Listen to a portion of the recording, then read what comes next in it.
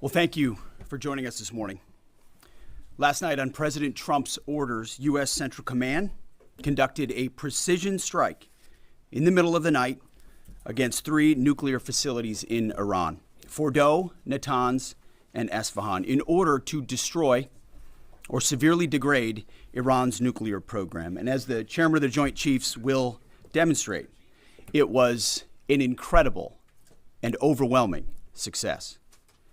The order we received from our commander-in-chief was focused, it was powerful, and it was clear. We devastated the Iranian nuclear program. But it's worth noting the operation did not target Iranian troops or the Iranian people.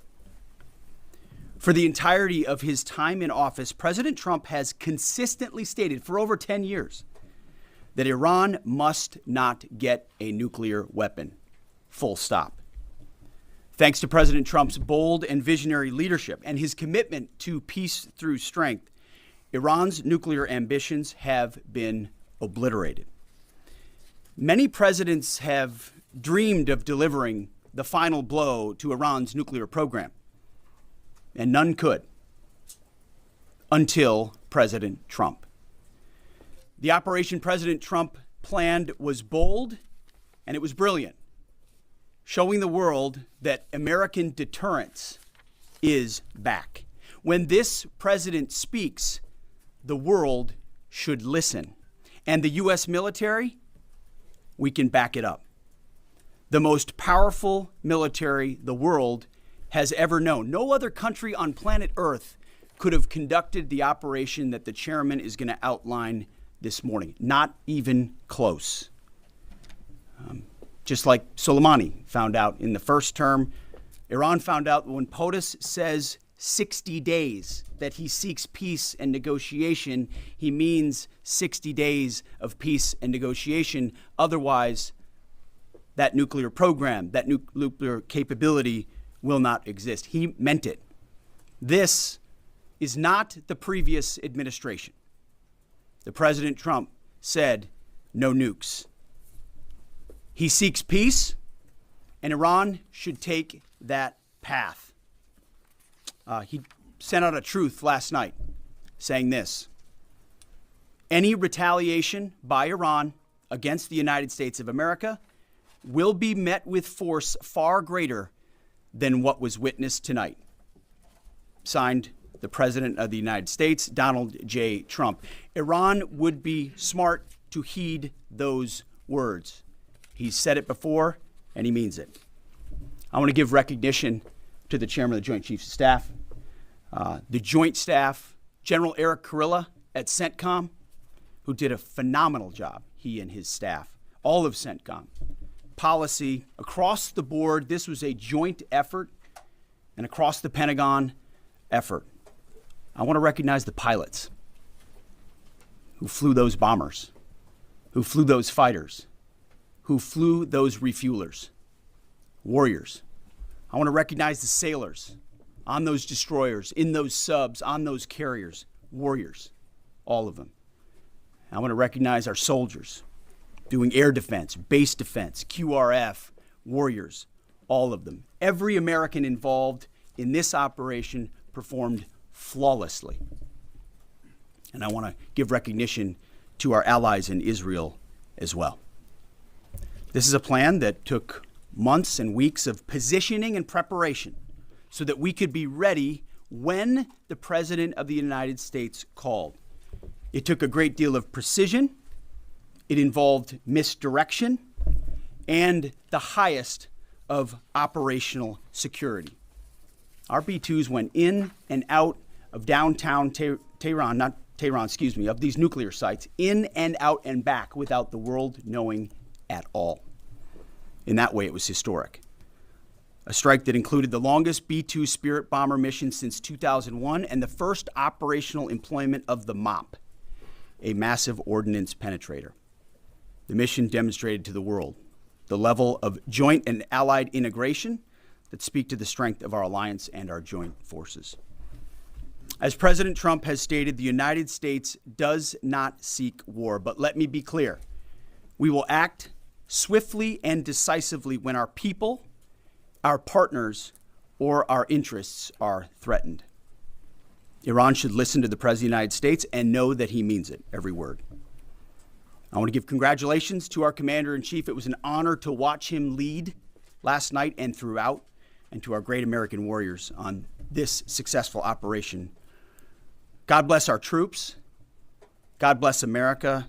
And we give glory to God for his providence and continue to ask for his protection. I turn it over now to the chairman for specifics. Thank you, Mr. Secretary. Thanks for recognizing all of our folks out there doing our nation's work, and nice to see everybody on this early Sunday morning. Last night on the President's orders, U.S. Central Command, under the command of General Eric Kurilla, executed Operation Midnight Hammer, a deliberate and precise strike against 3 Iranian nuclear facilities. This was a complex and high-risk mission carried out with exceptional skill and discipline by our joint force. I want to thank every service member, planner, operator that made this mission possible. Their actions reflect the highest standards of the United States Armed Forces. This operation was designed to severely degrade Iran's nuclear weapons infrastructure. It was planned and executed across multiple domains and theaters with coordination that reflects our ability to project power globally with speed and precision at the time and place of our nation's choosing. This was a highly classified mission with very few people in Washington knowing the timing or nature of this plan. I'll refer you to the graphic on the side as I walk you through some of the operational details. At midnight Friday into Saturday morning, a large B-2 strike package comprised of bombers launched from the continental United States. As part of the plan to maintain tactical surprise, part of the package proceeded to the west and into the Pacific as a decoy, a deception effort known only to an extremely small number of planners and key leaders here in Washington and in Tampa. The main strike package, comprised of 7 B-2 Spirit bombers, each with 2 crew members, proceeded quietly to the east with minimal communications. Throughout the 18-hour flight into the target area, the aircraft completed multiple in-flight refuelings. Once over land, the B-2s linked up with escort and support aircraft in a complex, tightly timed maneuver requiring exact synchronization across multiple platforms in a narrow piece of airspace, all done with minimal communications. This type of integration is exactly what our joint force does better than anyone else in the world. At approximately 5 p.m. Eastern Standard Time last night, and just prior to the strike package entering Iran, a U.S. submarine in the Central Command area of responsibility launched more than 24 Tomahawk land attack cruise missiles against key surface infrastructure targets at Esfahan. As the Operation Midnight Hammer strike package entered Iranian airspace, the U.S. employed several deception tactics, including decoys, as the 4th and 5th generation aircraft pushed out in front of the strike package at high altitude and high speed, sweeping in front of the package for enemy fighters and surface-to-air missile threats. The strike package was supported by U.S. Strategic Command, U.S. Transportation Command, U.S. Cyber Command, U.S. Space Command, U.S. Space Force, and U.S. European Command. As the strike package approached Fordo and Natanz, the U.S. protection package employed high-speed suppression weapons to ensure safe passage of the strike package, with fighter assets employing preemptive suppressing fires against any potential Iranian surface-to-air threats. We are currently unaware of any shots fired at the U.S. strike package on the way in. At approximately 6:40 p.m. Eastern Standard Time, 2:10 a.m. Iran time, the lead B-2 dropped 2 GBU-57 massive ordnance penetrator weapons on the first of several aim points at Fordo.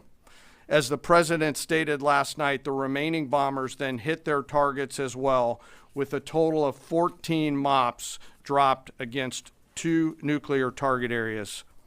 All 3 Iranian nuclear infrastructure targets were struck between 6:40 p.m. and 7:05 p.m. Eastern Time. Again, that's about 2:10 in the morning local time in Iran, with the Tomahawk missiles being the last to strike at Esfahan to ensure we retain the element of surprise throughout the operation. Following weapons release, the Midnight Hammer strike package exited Iranian airspace and the package began its return home. We are unaware of any shots fired at the package on the way out. Iran's fighters did not fly, and it appears that Iran's surface-to-air missile systems did not see us. Throughout the mission, we retained the element of surprise. In total, U.S. forces employed approximately 75 precision-guided weapons during this operation. This included, as the president stated last night, 14 30,000-pound GBU-57 massive ordnance penetrators, marking the first ever operational use of this weapon. I know that battle damage is of great interest. Final battle damage will take some time, but initial battle damage assessments indicate that all 3 sites sustained extremely severe damage and destruction. More than 125 U.S. aircraft participated in this mission, including B-2 stealth bombers, multiple flights of 4th and 5th generation fighters, dozens and dozens of air refueling tankers, a guided missile submarine, and a full array of intelligence, surveillance, and reconnaissance aircraft, as well as hundreds of maintenance and operational professionals. As the Secretary said, this was the largest B-2 operational strike in U.S. history and the second longest B-2 mission ever flown, exceeded only by those in the days following 9/11. Well prior to the strike, General Kurilla elevated force protection measures across the region, especially in Iraq, Syria, and the Gulf. Our forces remain on high alert and are fully postured to respond to any Iranian retaliation or proxy attacks, which would be an incredibly poor choice. We will defend ourselves. The safety of our service members and civilians remains our highest priority. This mission demonstrates the unmatched reach, coordination, and capability of the United States military. In just a matter of weeks, this went from strategic planning to global execution.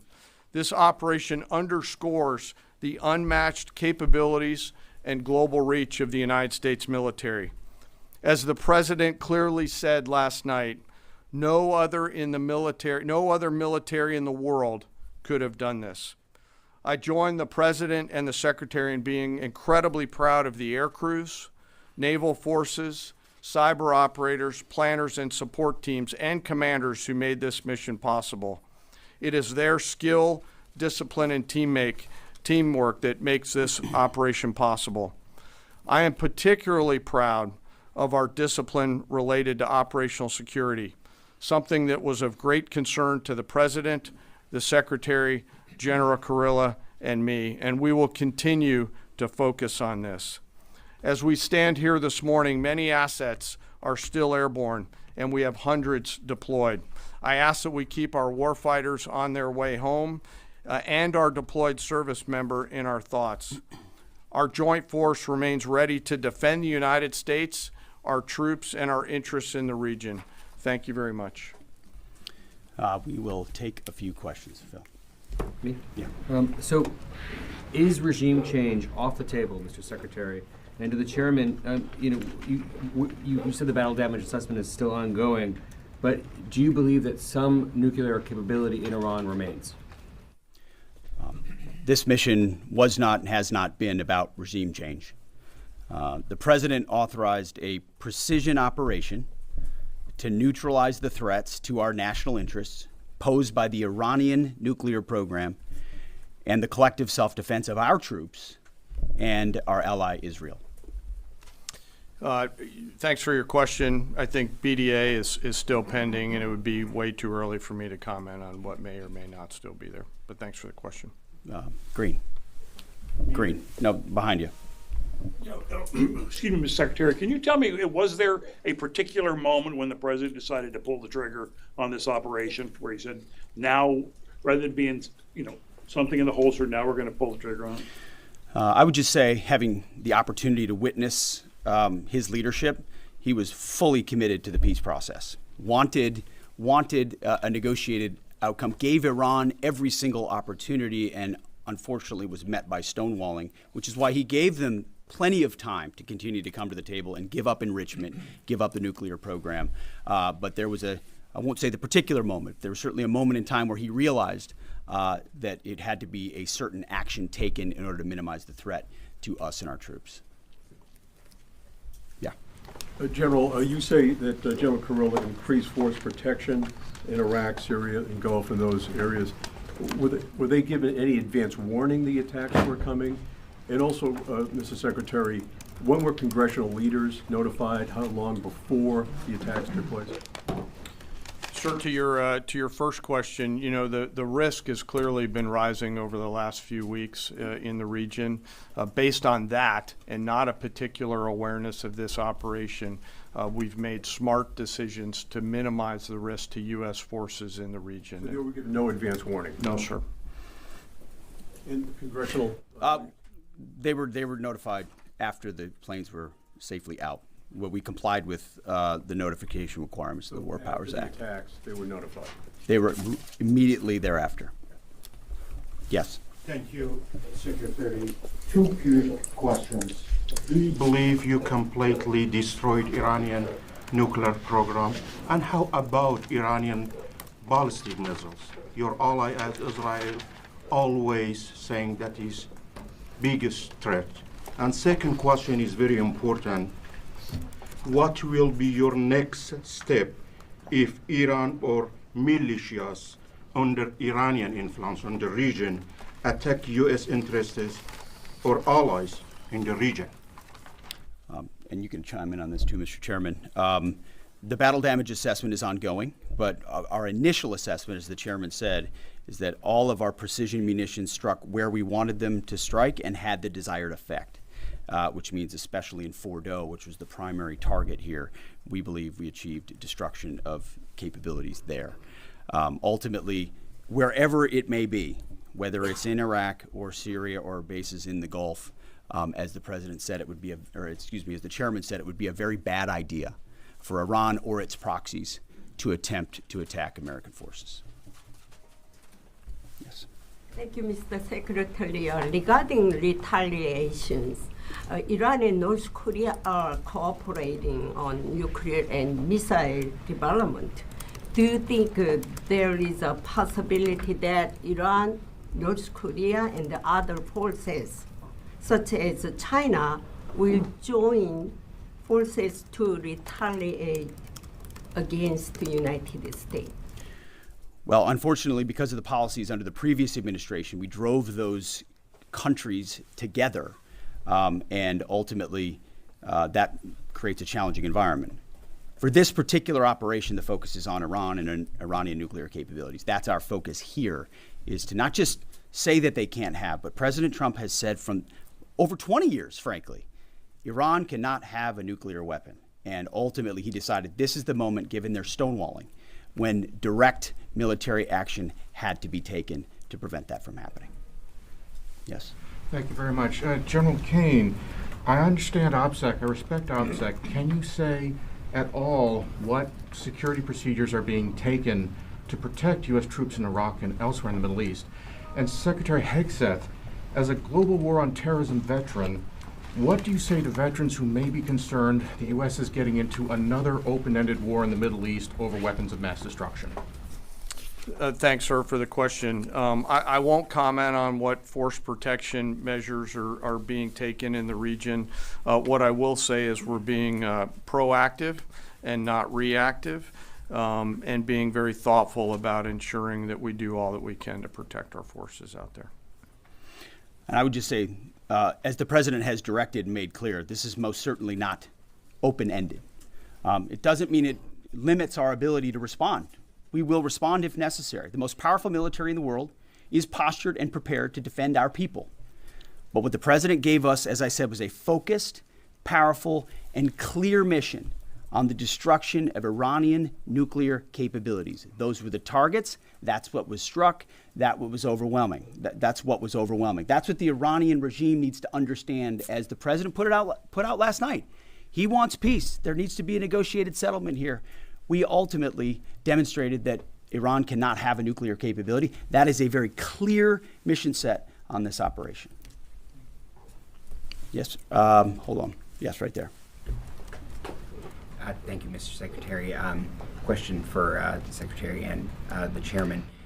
How was this strike coordinated with the Israelis on a strategic level, militarily, and on a tactical level? Was there any direct Israeli military participation in this operation?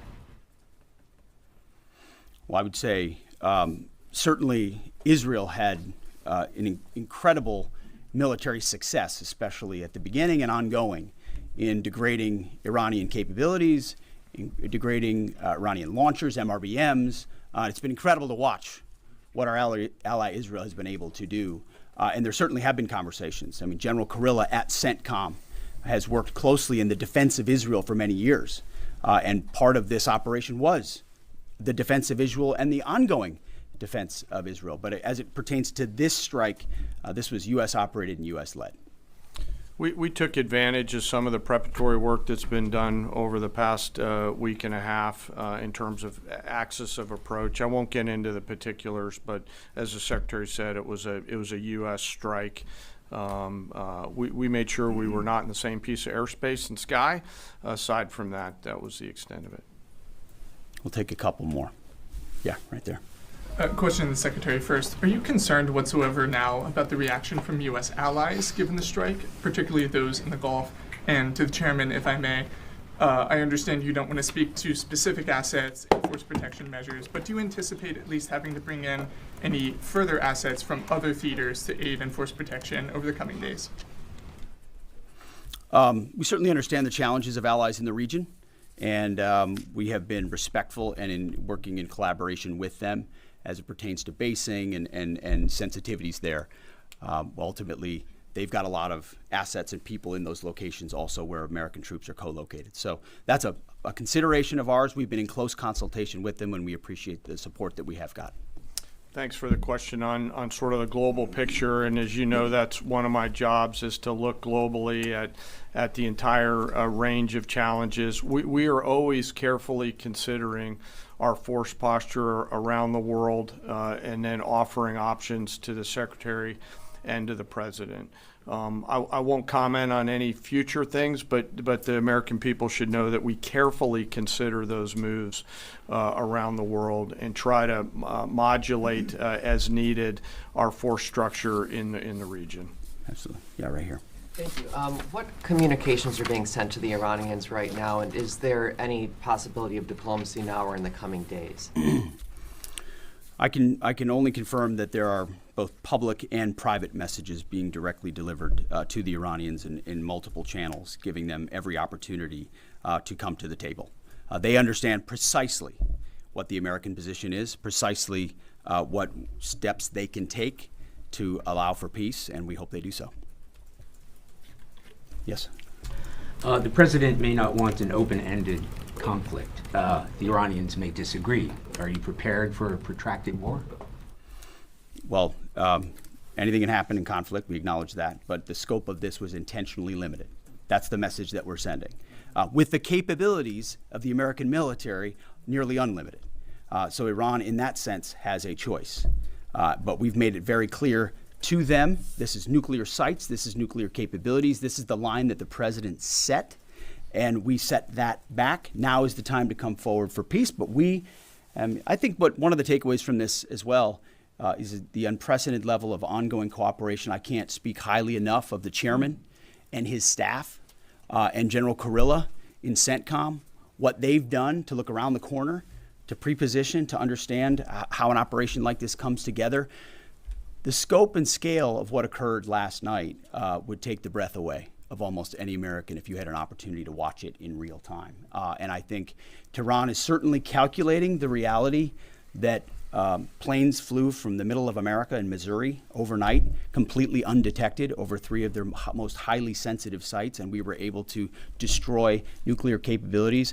And our boys in those bombers are on their way home right now. We believe that'll have a clear psychological impact on how they view the future, and we certainly hope they take the path of negotiated peace. But I could not be more proud of how this building operated, of the precision, the sensitivity, and the professionalism of the troops involved in this effort. I will take one more. We'll take one more question. Yes, right there. Thank you, Mr. Secretary. Concerning the justification for these strikes, in March, the Office of the Director of National Intelligence released their threat assessment, concluding, quote, Iran is not building a nuclear weapon, and Khamenei has not authorized the nuclear programs he suspended in 2003, unquote. So what new intelligence does the U.S. have since then that the Iranians have changed their position on nuclear weapons? And does this new intelligence come from U.S. sources and methods, or are we getting this information from other countries? Well, I would just simply say that the president's made it very clear. He's looked at all of this, all of the intelligence, all of the information, and come to the conclusion that the Iranian nuclear program is a threat, and was willing to take this precision operation to neutralize that threat in order to advance American national interests, reduce the Iranian nuclear program, and obviously collective self-defense of ourselves and our allies. So he looked at all of it, understood the nature of the threat, and took bold action I think the American people would expect in a commander-in-chief. That's all we've got. Thank you very much. Appreciate it, Mr. Chairman.